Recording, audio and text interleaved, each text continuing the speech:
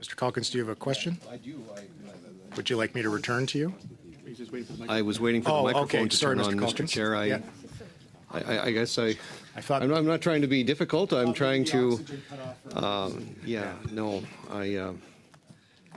Not yet. At any rate, so I just want some clarification on the long-term care. During typical elections, mobile polling stations move into various facilities, various places. What new is added specifically with the amendment that's or with the change that's being added in Bill C-65? Is it an increase? Is it increasing the scope of the long-term care facilities that would be potentially impacted? Is there limits on the number of residents per se? And what flexibility will the returning officer actually have in ensuring that people that are in long-term care facilities actually do get to participate in the electoral process? Because inclement weather, other types of events have in the past, I've been in 6 federal elections, can sometimes be an obstacle as well. And can you specifically, Ms. Pereira, advise me and others here what assurances we will have to make sure that those folks that are in long-term care facilities will actually be allowed to vote? Yes, thank you for the question. Through the chair, the Bill C-65 introduces new sort of permanent polling stations within long-term care facilities. This is in addition to options that people in long-term care have. If they're able to leave the facility, they could vote on polling day like other electors. They can also vote at advanced polls if they're able to leave the facility. For those that are unable, there will be polling stations set up across the country for those long-term care residents to vote. All of the procedures will be governed by existing procedures in the Act that cover advanced polling stations. So for the management of the boxes and the opening of the polling stations and the closing of the polling stations, they will all be governed by those rules for the residents in the care facility.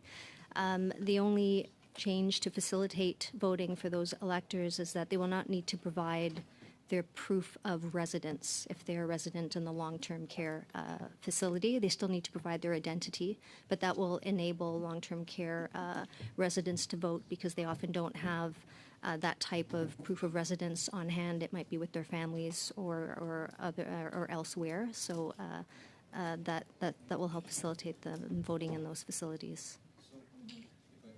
You, Mr. Chair.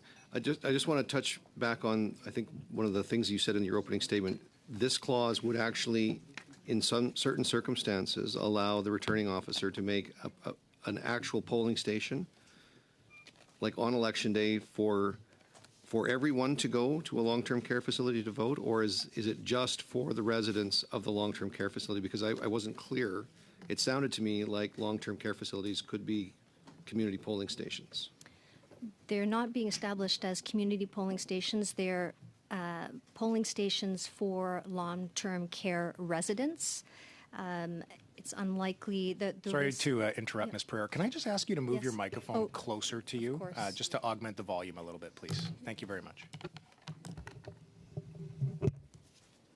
Is that better? Okay. Sorry about that. Apologies. Yes, the polling stations are intended for long-term care residents. So it's possible that an elector could go in, but they wouldn't be on the the resident. There wouldn't be a resident. A resident of the facility. It's not meant for community polling or for advanced. And it won't be sort of. Okay. Is there going to be a what's the threshold or typical practice then? Does every long-term care facility in Canada usually be afforded this opportunity for their residents, or is there some kind of threshold or minimum required number of electors in order to justify a long-term care polling station? Thank you for the question. I will turn this to my colleagues at Elections Canada, who will be able to provide a response. Thank you, Mr. Chair, Mr.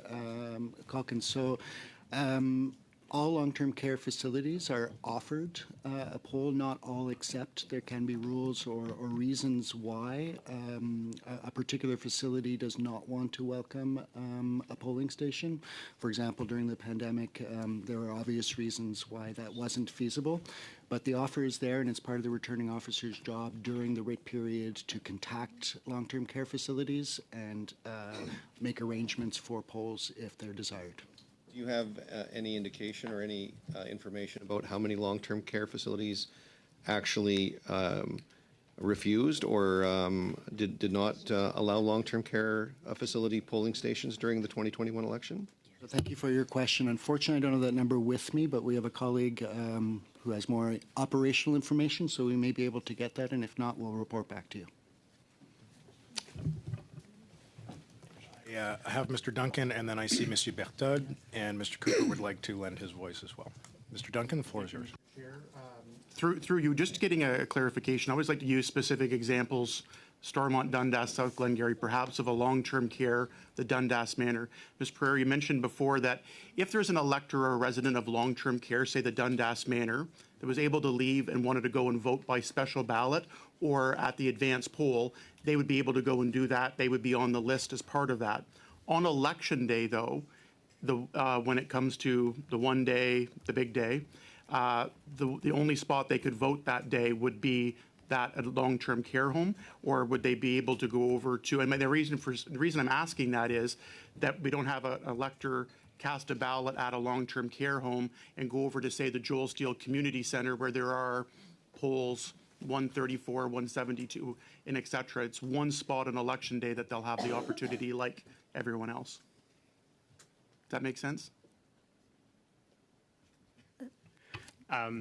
So yes, it makes sense, and the answer is that they're assigned to their polling station, so they can only vote at their one polling station. The one thing I would say though is with the change in Section 124, there would be a period of time when that polling day could be set up between day 0 and day 13, so the 13th day before polling. That would be the polling day for that institution. They would still have the advanced polling opportunities and the special ballot polling opportunities, but their polling day could be throughout that period. And I think the reason for doing that is that a team would go to perhaps different long-term care homes on different days, not necessarily on election day itself, so they would rotate around. I'm assuming the reason that change is made, and I've highlighted this a bit before in some of the questions that I asked, was about the human resource aspect of where if you had to have, if it was 2 or 3 people per long-term care home, that starts to add up, and if they can't go and work on election day or they're doing that. So I'm assuming this is done for an HR purpose, that it's one or a couple teams that are going to multiple sites with one, not say special ballot box, but one, however they do it that way. Is that correct? I would just add that it is also fit for purpose, that extension of days to give those residents flexibility given the health conditions and other limitations that they may have, so that the returning officer can work with some of the facilities to determine sort of the best times within that period of 12 days. And my last question on that, which was a segue, is that there might be multiple days. So again, I go back to the Dundas Manor. It may not just be one day, 4 days before. They may come 2 or 3 days between 9 and noon or for a full day. What flexibility is there? They could come multiple times during that period to that long-term care home. And is it maybe as opposed to 9 a.m. to 9 p.m., it's more of a 9 till noon or noon to 3? They have that flexibility to do that as well. That's correct. Okay, Monsieur Berthold. If I understand correctly, it's the local returning officer who will determine the dates and periods where there will be voting in these long-term care facilities. Yes, I'd point out that it's in cooperation with the administrator of the facility in question, the institution in question. It's not just up to the returning officer. It will depend on the activities that take place within that institution at that time. In the bill, is there any provision for how those dates and times will be communicated to political parties to make sure that each party can be aware of the way this will proceed and the exact times, and that this will be done sufficiently far in advance so that each party can have that information on hand? I would say that the way the information is communicated isn't specified, but it should happen when there is a meeting of all candidates with the returning officer, and the returning officer will be in contact with the candidates throughout the writ period. So there will be information disseminated as arrangements are being made. So there's no specific provision. The way to communicate information is left up to the local returning officer. Ms. Ramallo, you seem to want to add something. Oui, merci, Monsieur le Président. Je vous amène à l'article 21 du projet de loi. Alors, article 24. Point of order. I don't have interpretation, and I see the interpreters. Comment s'il vous plaît, Madame Gaudreau? OK, ça regarde comme c'est correct. So it seems okay now, so we'll continue. Well, yeah, go ahead. Thank you, Mr. Chair. So in Clause 21, which enacts subsection 124(3), the returning officer is obligated to give notice to the candidates of the days and the hours that a polling station established in a long-term care facility will be open in accordance with the instructions provided. So there is a requirement to give notification. OK. Suffisamment, ça prévoit suffisamment. So it provides for sufficient time. Is there any delay or deadline for parties to be warned in Clause 21, or is it exclusively up to the returning officer? If I may, it's at the discretion of the returning officer, but it will unfold according to the availability of the information. One of the duties of the electoral officer is to make those arrangements. As soon as the information is known, it will be communicated to the parties. Did you conduct some kind of analysis? Because we know there was a lot of problems with recruitment during the last campaign. It was a special period. We understand that. It was during COVID. But I think the same is true for the whole democratic process right now. Available people are less and less available to work long hours. This provides for a lot of extensions and new work hours under this bill. Did you evaluate the impact this would have on the staff when we have all these additions? Well, what I can say is that this framework within this bill repeats what was put in place during the pandemic. That was a very special period, so it's very difficult to draw conclusions from that period. But that said, we were able to serve many institutions. I think your colleague, Mr. Calkins, asked for those figures. So we were able to serve 5,167 institutions.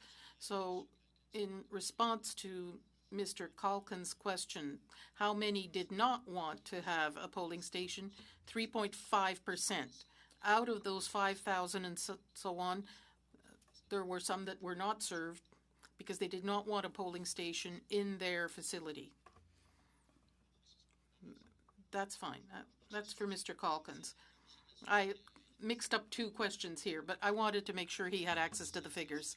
So, in your opinion, it's the same staff as during the last election, essentially, but given the very special context we had then. There are always difficulties, but what I would say is during the pandemic, those difficulties were on the uprise, let's say. So we hope that next time things will be easier. It'll be easier to recruit the necessary staff, but we think that if we were able to do it during the pandemic, it should be done with challenges, the next time. As you noted, it's always a challenge for us, but it was done last time, and we certainly hope it'll be possible this time. Thank you. Merci beaucoup. Thank you very much, Mr. Berthold. Thank you. Just a couple points for clarification. And Ms. Romalo, you had mentioned about clauses 21 to 23. They're scrutineers. So Mr. Berthold mentioned about notification that this is what the hours are going to be. Again, sorry, the Dundas Manor, my hometown, I think, trying to visualize. Scrutineers will be available at polling sites for long-term care like every other regular polling station. There's no other changes to that are coming. The reason I say that, and I believe further sections get into this about the ability to assist an elector at long-term care, that's a different section that deals with that. But my point being is access for scrutineers to go and observe the voting on those up to 12 hours it can be there over the 13 days. That is the same scrutineer rules that other polling locations have? Thank you for your question. So Clause 21, subsection, which establishes new section 124, subsection 4, provides that the provisions of the Act that relate to polling stations shall apply to a polling station established under this new section. So, yes. And then my last point is just, and I'll, for perhaps reflection, I understand that we have to have a willingness from an administrator of long-term care to go there. The one thing, and again, COVID in the last election certainly did provide a scramble. The one concern that I have, though, too, is respectfully, I'll call it a veto of where influenza, different health issues do happen, unfortunately, long-term care, pandemic or not, that go there. My concern is how do we ensure, does the returning officer have a shall if they deem a right to go in or provide some sort? I wonder if there's an administrator where, even if there's any tracking of statistics where even going forward in the next election, if it's going to be tracked of how many long-term care homes a returning officer asked for that were denied. And I'm curious because I think for an administrator to have a veto over whether a polling station that goes there or not is a lot of influence for one individual to have in a democratic process. Mr. Chair, I thank Mr. Duncan for his question. So the returning officer does not have the ability to compel facility administrator to open up their facility for a poll. The numbers we shared with your colleague, Mr. Berthold, were that of about 5,000 facilities that were served, there were about 3.5% that did not wish to have a poll in their institution, which is about 187 or so across the country.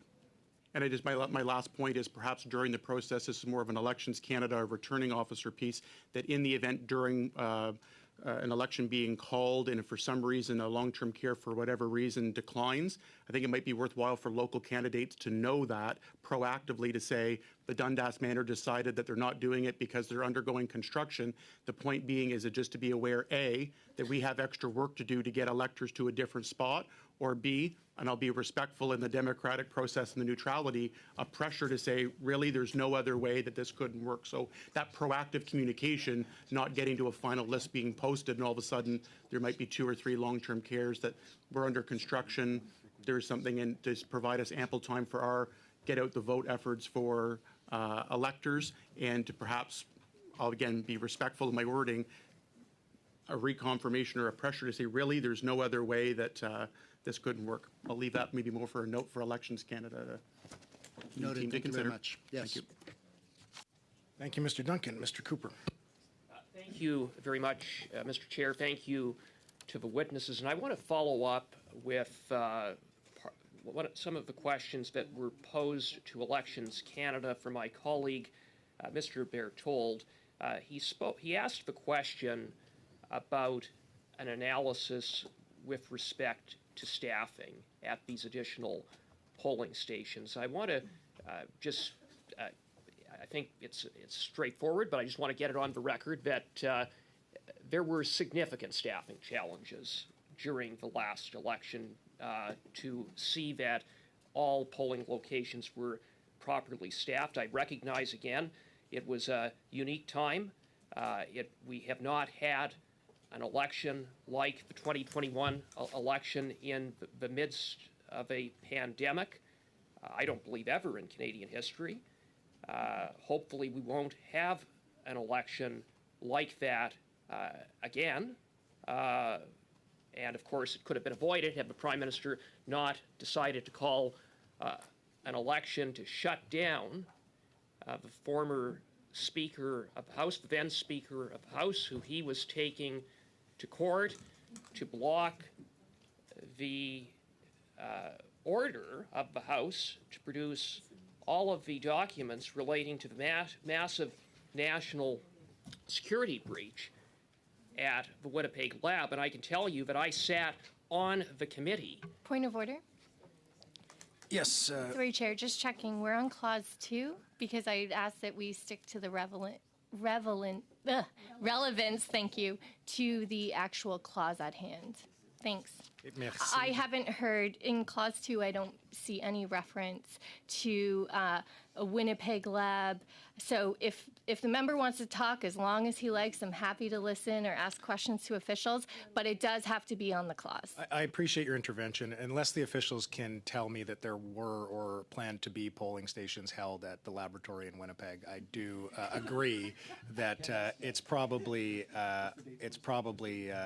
outside the scope of relevance. So, Mr. Cooper, I'll ask you to be mindful of that. Thank you. Well, thank you very much, Mr. Chair. But going back to my larger point, which is that there was no election like that, and so if you could perhaps just answer that there were significant challenges, you would agree? Would that be a fair characterization?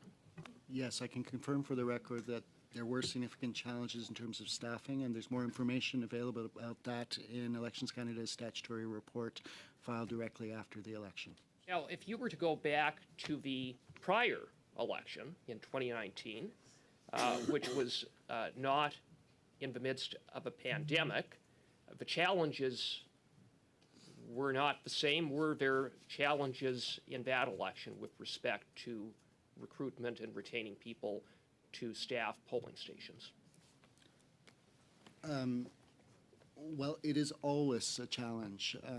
So we hire, and my colleagues will correct me if I don't have the number right, but somewhere between 250,000 and up of workers in about 2 weeks. These are people who are available to work on a Monday or maybe over the long, over advanced poll weekend. It can be very difficult, pandemic or no pandemic. So I will say that 2019, we faced those challenges. We met those challenges. The pandemic brought a whole new level of challenges. So I would say that the task of recruiting sufficient workers was more serious for the pandemic than it was in 2019, but it was certainly there in 2019. And perhaps you could explain why that was the case, why it was so difficult in the 2019 election. I mean, 250,000 people in the span of a few weeks is a massive undertaking.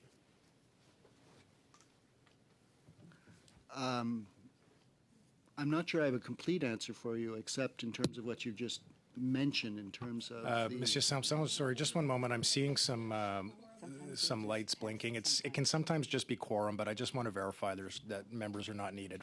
Quorum? Quorum vote? Okay, yeah, we're good to continue. No, we don't consent. Fair enough. Okay, we'll wait until the quorum vote in about 8 seconds is done. It's not a quorum vote. Oh, it's a vote. We just got the. I would have consented to continuing. Oh, sorry. Ms. Barron, it's not a quorum. Okay, no problem. No problem. Yeah, that's okay. I understand. There's no malicious attempt here. Okay, colleagues. So I don't have consent.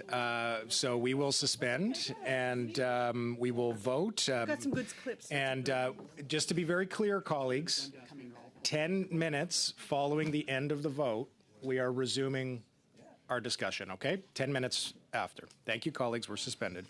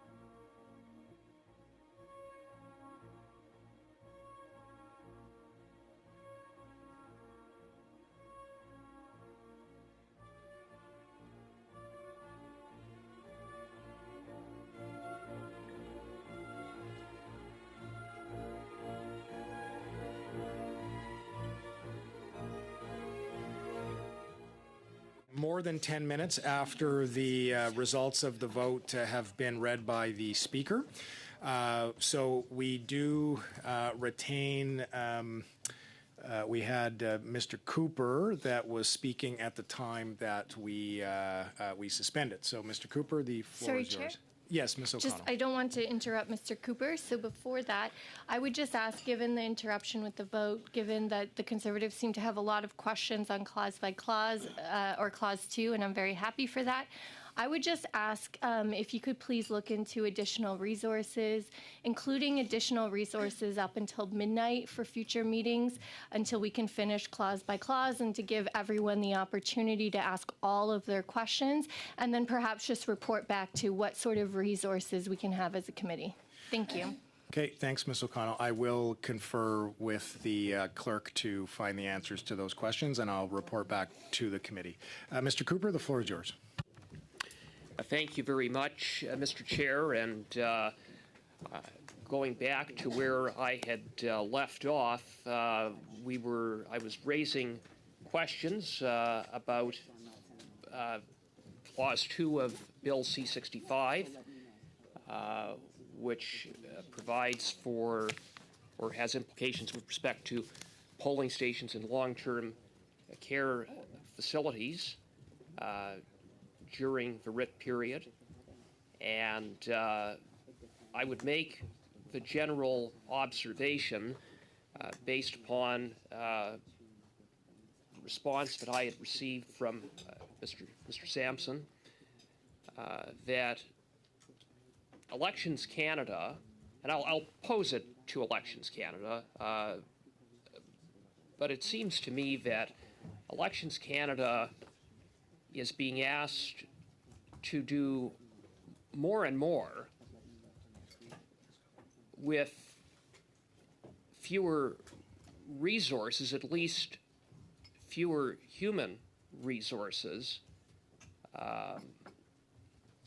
or at least difficulty in recruiting those resources. Is that a fair characterization?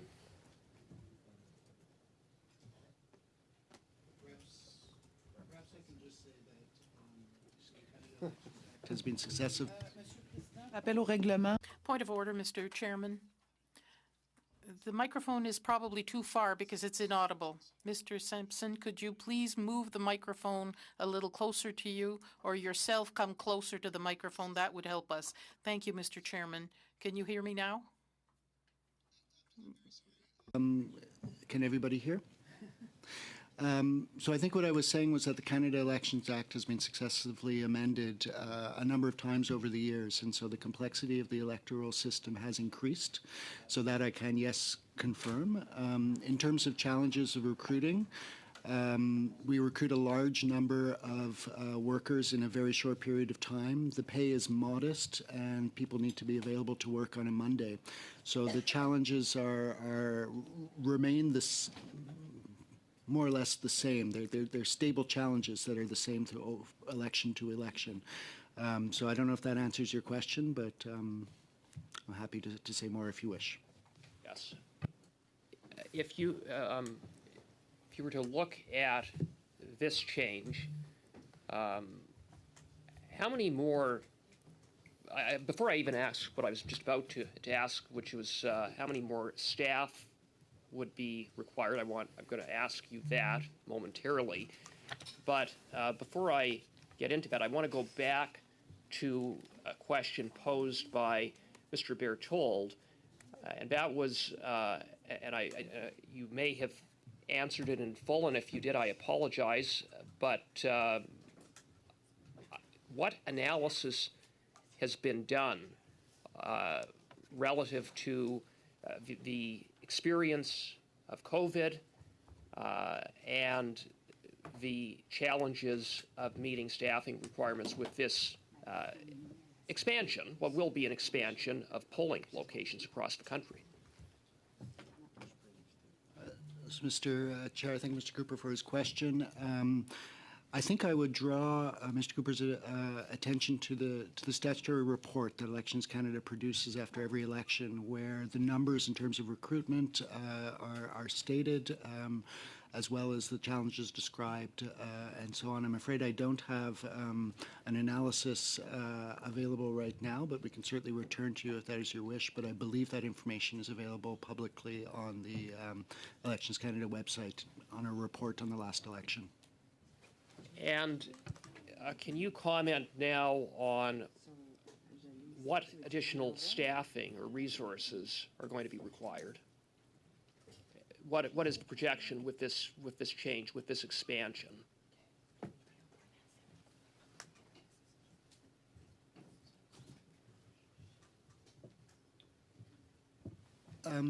Perhaps I can ask Mr. Cooper whether you're speaking specifically to the long-term care situation?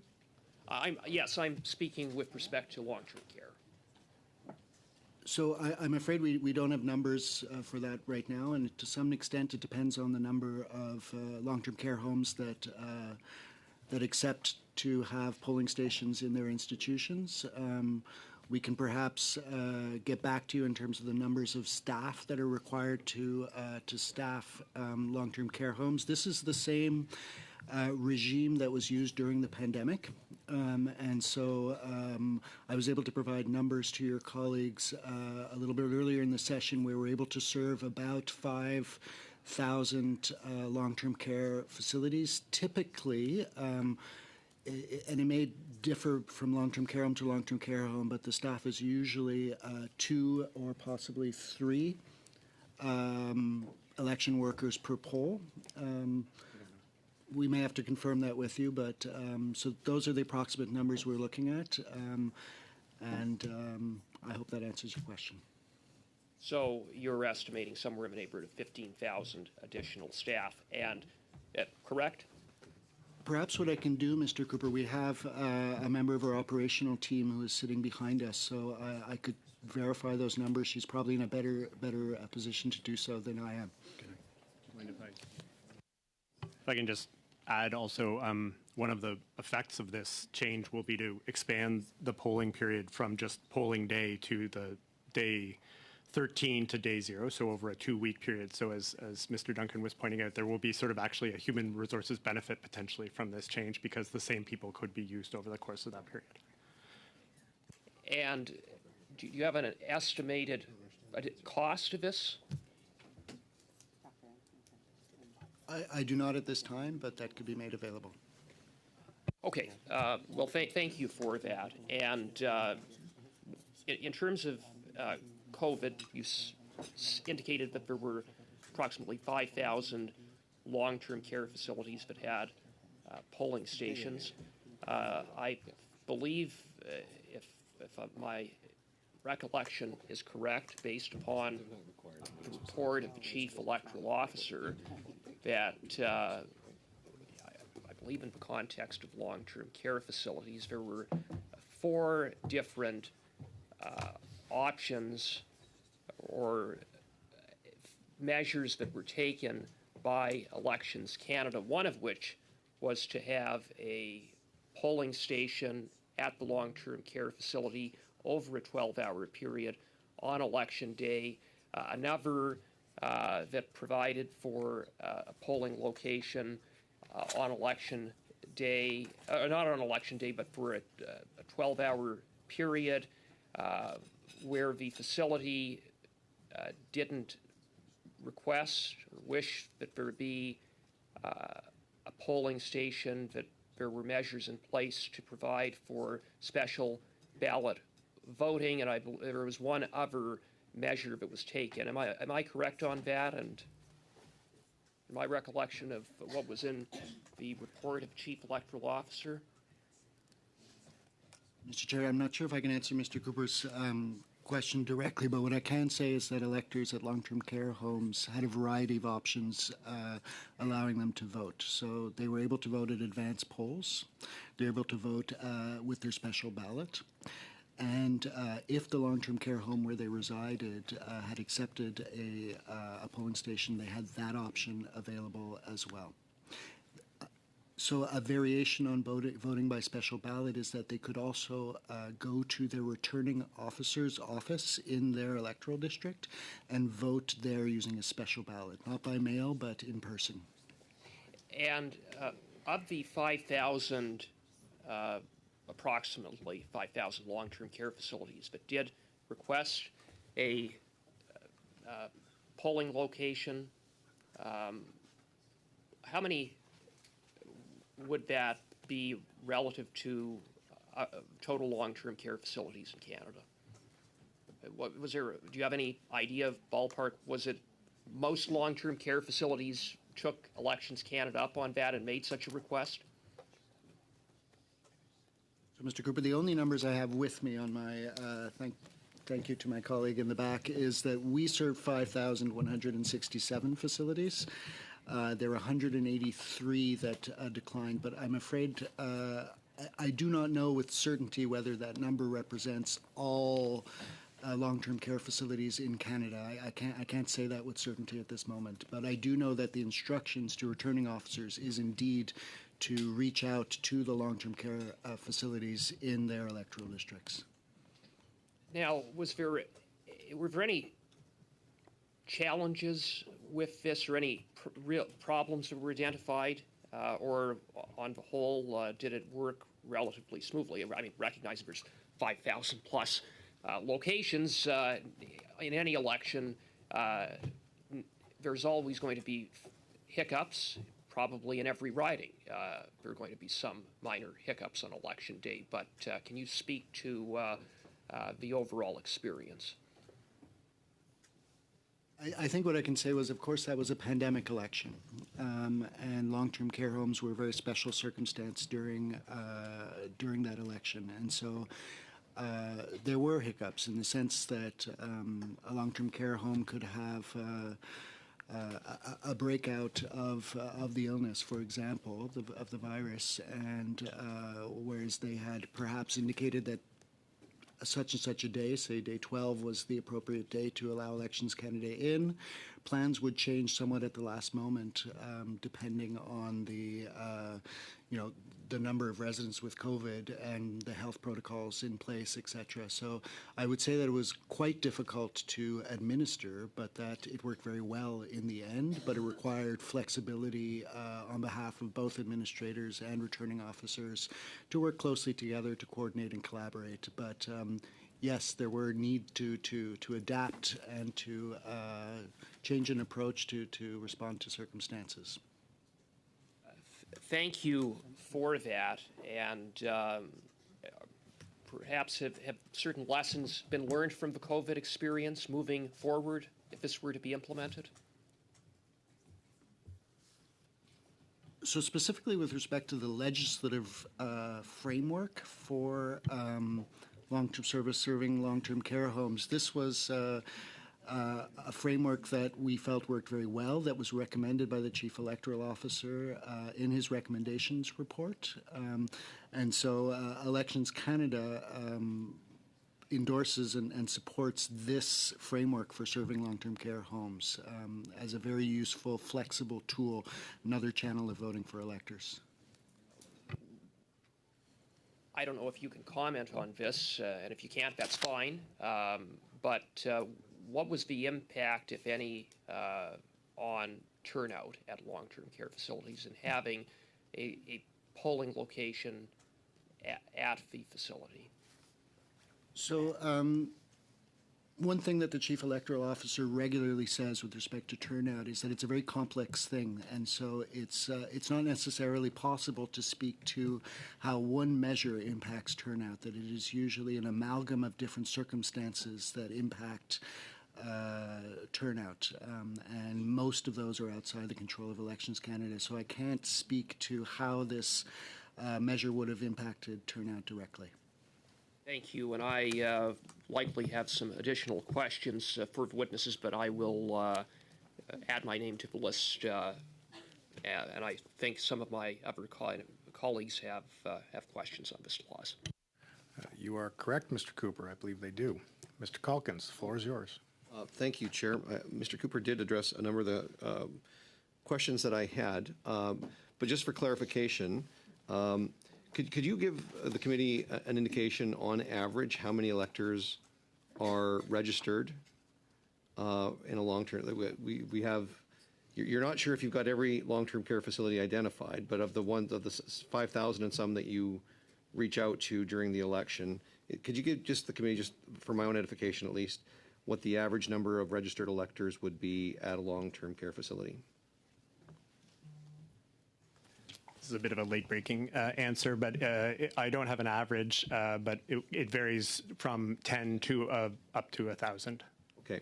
And some of these long-term care facilities, now I've represented a large rural riding when I first got here in 2006. Now it's an urban-rural split. I'm going to be returning, hopefully, to this place after the next election, representing a large rural constituency again.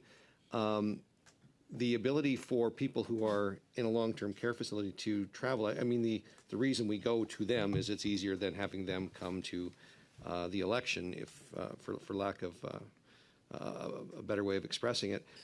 So the ability to go to a polling, the returning office might be difficult. It might be several hundred kilometers away. It might even be 1,000 kilometers away. I'm not sure how that works. So I'm a little bit concerned about the accessibility of people being able to vote in a long-term care facility. So we have, like you said, 10 to 1,000. Most of the long-term care facilities in my constituency, I would think, would have roughly 50 to 150 electors in it. I think that would be a reasonable approximation of most of these long-term care facilities. You've stated that there's a number of other issues around voter turnout, but can you give me a rough average of what the participation? I would expect that the participation rate would be higher than the average participation rate in the election. Can you tell me what the last three elections? It was, I think the last election was a little bit lower because of the pandemic overall, but it's typically somewhere between 65 and 75% voter turnout. Is that correct?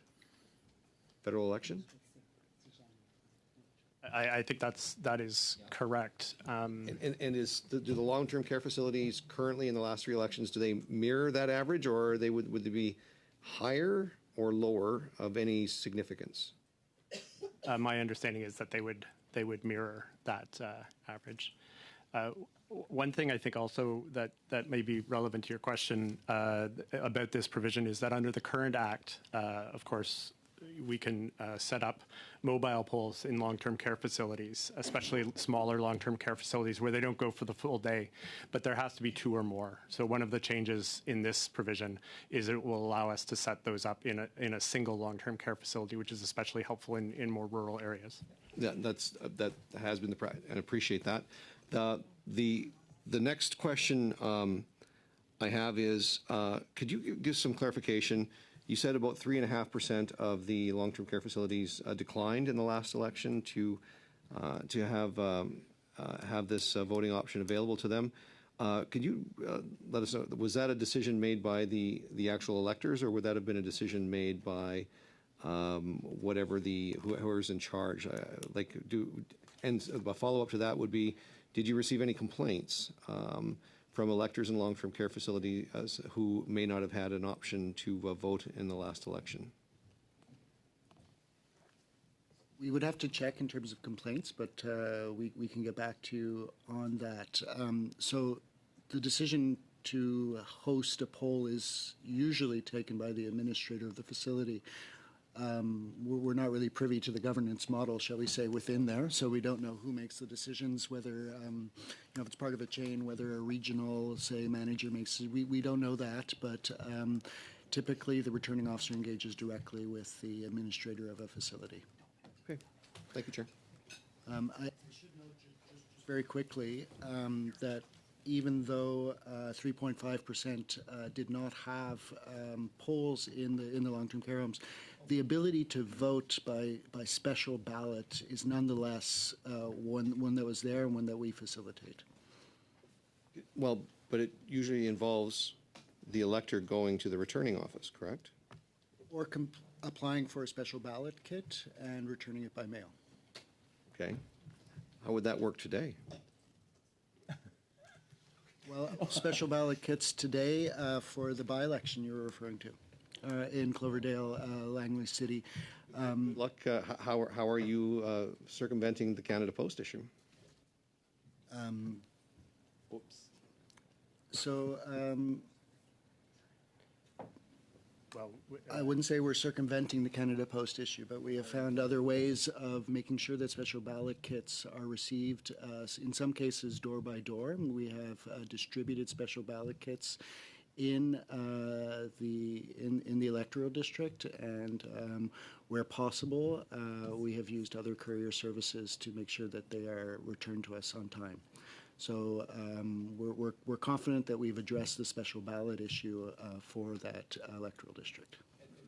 Chair, if I may, I know I ceded the floor, but I just one quick follow-up based on one of the responses. I was going to ask, and I didn't get to it, but I did ask a question about the voter turnout in being relatively the same as the general voter turnout.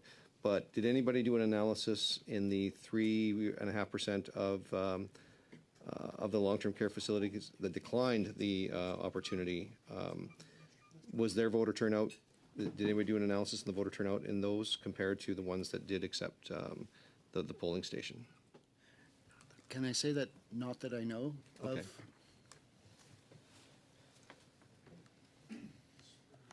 Duncan, the floor is yours. Thank you, Mr. Chair, and to our witnesses getting lots of questions today, and appreciate your insights and clarifications on this. I want to follow up on a couple things from my previous round, and the exchanges have been helpful and generated a couple more questions or angles to get some details on. We spoke again, and I'll get to scrutineers in a subsequent question, but the first kind of part of that to get some background information or a clarification. And we were again talking in section 124, the clauses 21 to 23, that talk about the notification. So again, the returning officer has an obligation, and it's outlined in there, to provide notice and information to the candidates to say, this is where voting will take place on which days, and the mobile polls are of long-term care as polling stations. Is there any part that says what the minimum notice period is? And the reason I say that is it a day? Is it a couple of days? Is it the time whenever advanced polls are set? Is there something that's tied to that kind of lets us know what the minimum notice period for those polling locations are, starting day 13 down to day 0? Thank you for your question. I would direct your attention to the latter portion of subsection 3, which refers to in accordance with the instructions of the Chief Electoral Officer.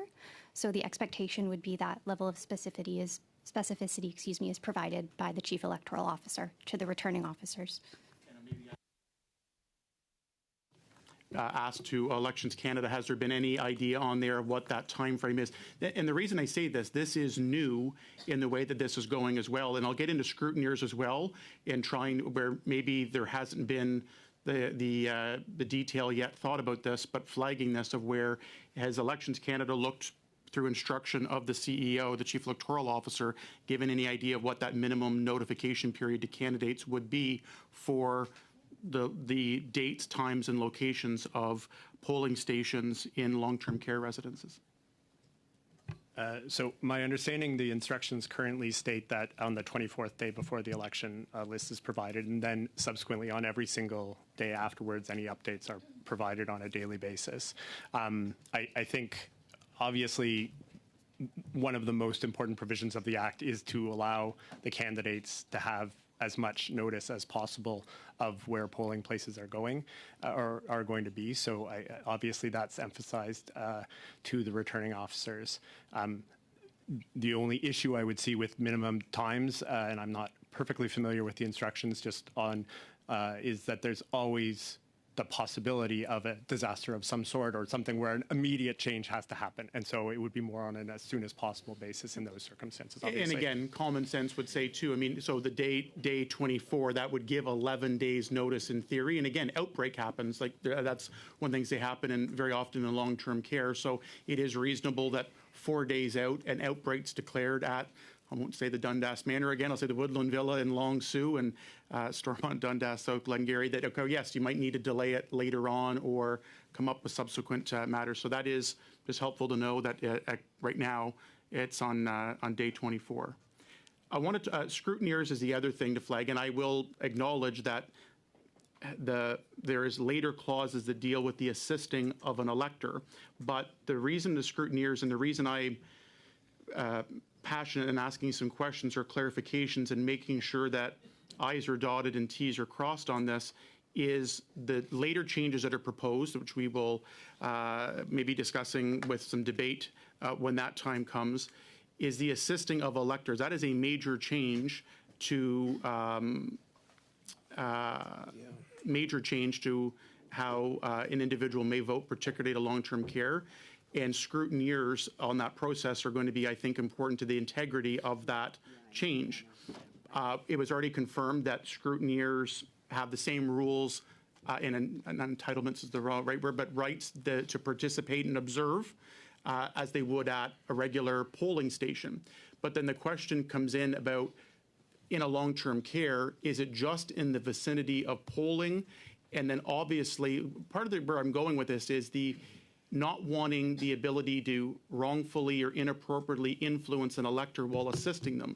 So there is some capping a little bit here of a scrutineer's role, yet the importance of a scrutineer here, because if it's a staff member that's assisting multiple people, they may be going room to room. They may be bringing certain electors that they're maybe bringing certain ones that. What's the oversight? Is there anything different for scrutineers that's been thought of in maintaining the integrity of that process to ensure that any elector, while they may receive assistance from one person may assist more than one person, that's the big change, that scrutineers have the right and the ability to oversee this in a unique setting as long-term care?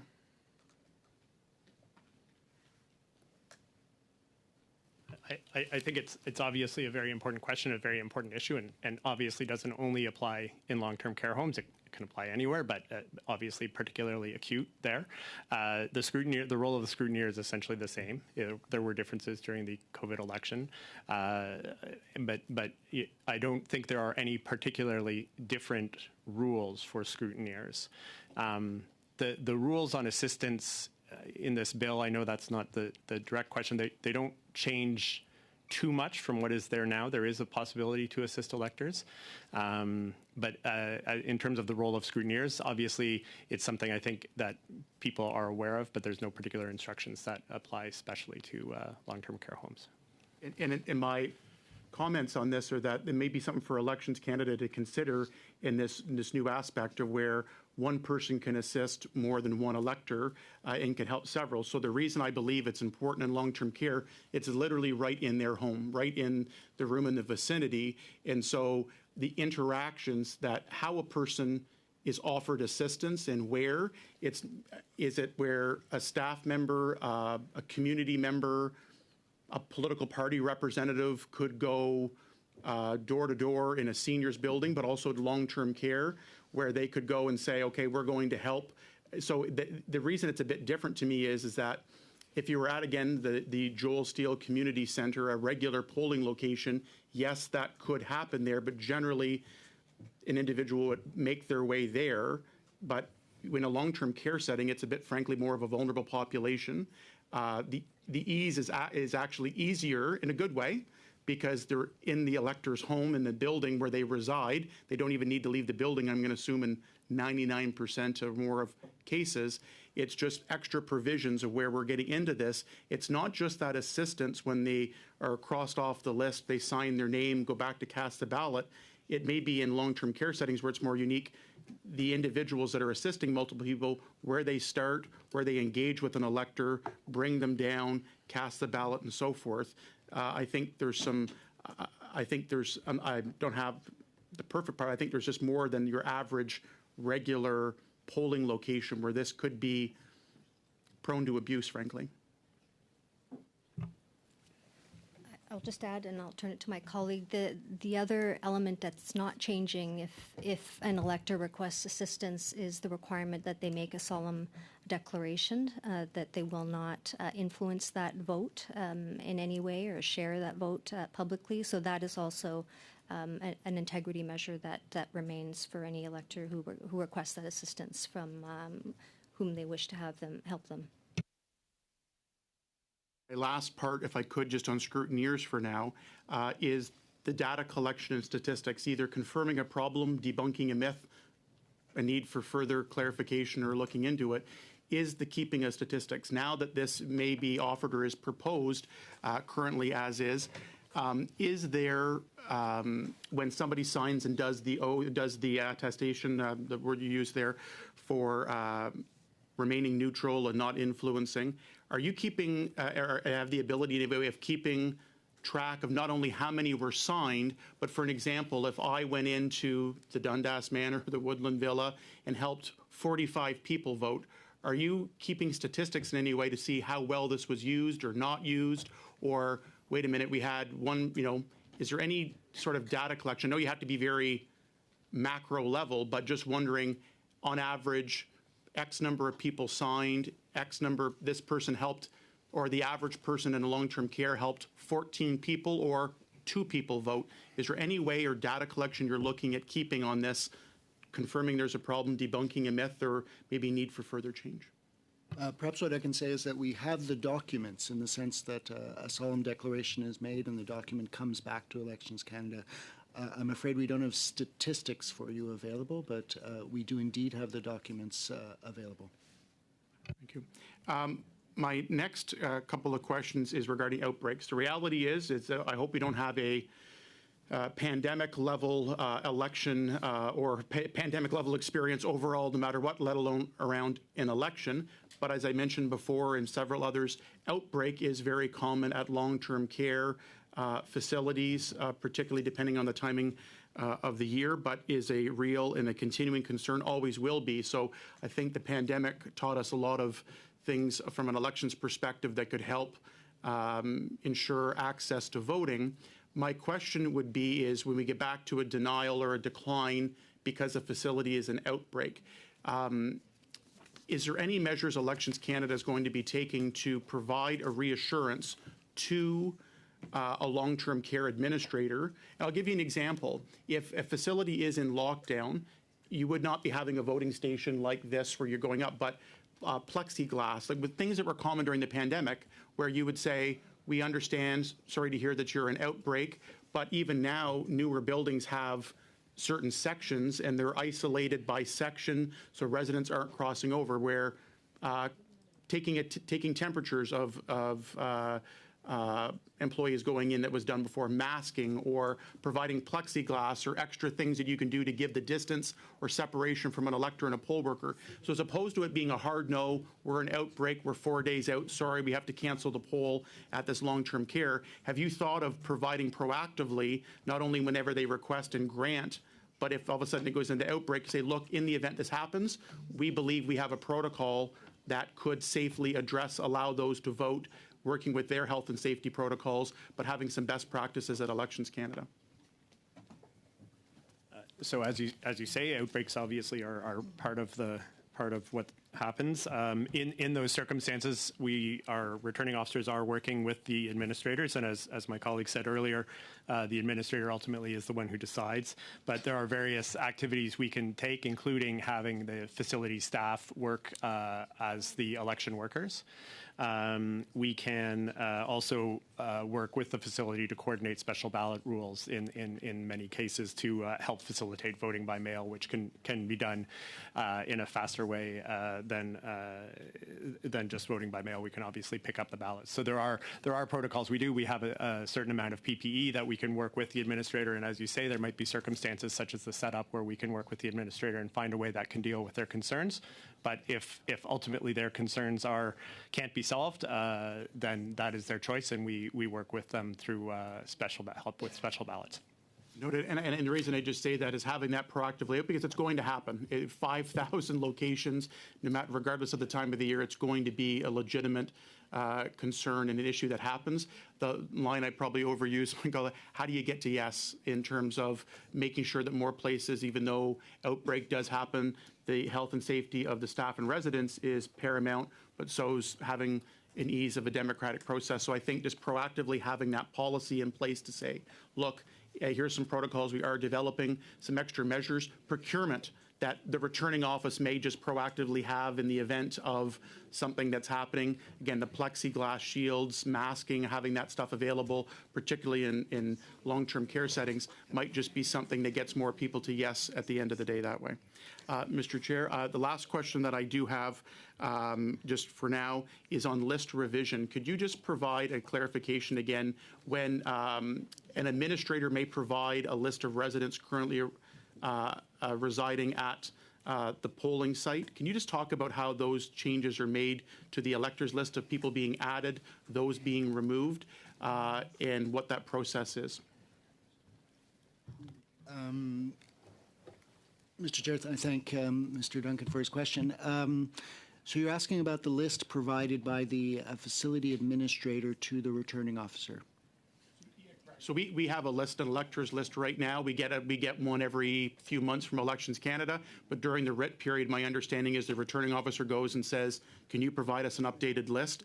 How are electors, obviously it's easy to add, to say all of a sudden I'm there in long-term care now, I wasn't on the list to be added, but are people removed from the list? For an example, if they say, here are the 75 people that are residing here, and you put them into the voters list, but then, okay, wait a minute, there's 7 or 8 names here that are currently at that long-term care home that were not provided on this list, are they removed or are they kept on there? Or is clarification sought to say, okay, wait a minute, we also have these 7 individuals that used to be on they were currently on the list, they're not on your list. Are they deceased? Did they moved? Are they at a hospital? How does that work? So the short answer is they're removed. They are removed, okay. That's my questions for now. Thank you, Mr. Chair. Okay. Mr. Calkins, you raised your hand. Yeah, just one quick. Excuse me, Monsieur Berthold, j'ai pas ton nom sur la liste. Mr. Berthold, I don't have your name on the list. It's possible I have something to add. Inaudible. It's Mr. Calkins and then you. Thank you, Chair. Just, could you, I'm not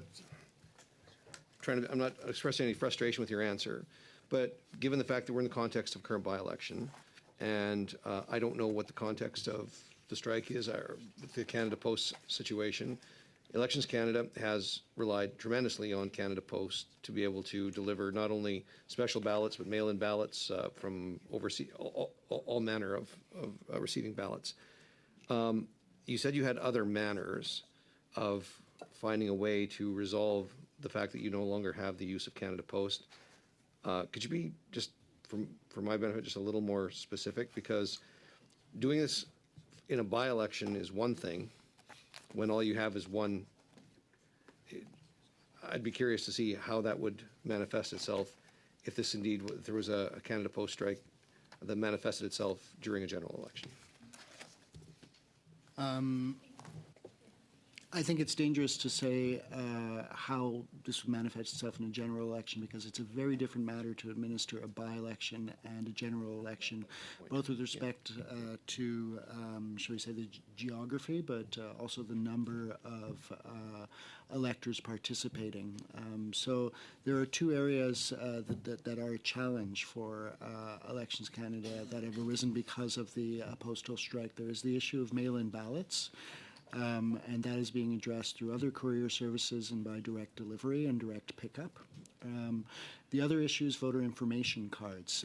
And so the information that is normally supplied on voter information cards will be supplied and available on our website. And we have a specific communication campaign, an intensive communication campaign to drive electors to the, it's called the Voter Information Service on the website. And so they will receive the information there. Okay, so Mr. Calkins, I have a few things I have to say before the meeting ends here. So colleagues, I am going to seriously inquire with the clerk about whether or not resources until midnight tonight are available. I will remind the committee that it is the chair's prerogative as to when we meet or not. The sense that I have taken away from today's meeting is that this is a long bill. There are serious inquiries being made on the part of members. That means that we have to dedicate time in order to make sure that we can hear those inquiries. So reminder that I will be consulting with the clerk and that at any moment meetings can be called at the prerogative of the chair should I feel it's necessary. And right now I will reflect on this, but my belief at the moment is that it may very well be necessary. At this time, I do want to thank our witnesses very much for what was a very impressive and sophisticated set of responses. We do have a speaking order that remains. Monsieur Berthoud, you're on that list, and for that reason, we'll be suspending. Have a great day, everyone.